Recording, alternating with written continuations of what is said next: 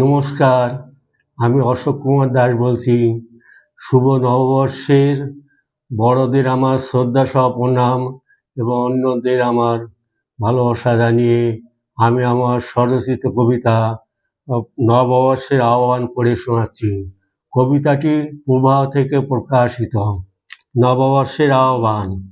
শান্তির ফুল ফোটা ভোরের সুগন্ধে, জীবন উঠুক ভোরে সবারই আনন্দে। এ আকাশ এ বাতাস মুখরিত হোক, হোক নবছন্দে, আসুক আগের মতো ফিরেছে না গন্ধে। সুবাতাস বয়ে যাক, যাক বয়ে এ ধরায়, সবার মঙ্গল হোক, ভুলে যাক ফেলে আসা দিনের সকল শোক। বিধাতা স্নেহাশিস সকলেই যেন পায়, বসে থাকা উদ্যানে ডাকি তারে এক মনে। স্বামী সন্তান হারা বিভীষিকাময় দিন ঘুচে যাক মুছে যাক অযথায় প্রাণহানি।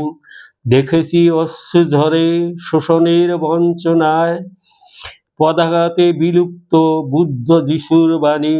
দেখতে চাই না আর পৃথিবীর বুক চিরে রক্ত ঝরুক ফের অঝোর ধারায়। নতুন বর্ষে আজ তুলি এই আওয়াজ, চাই নে যুদ্ধ কেউ, উঠুক শান্তির ঢেউ।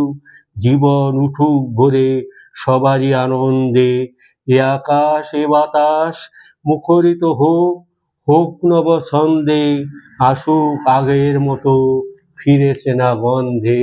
নমস্কার।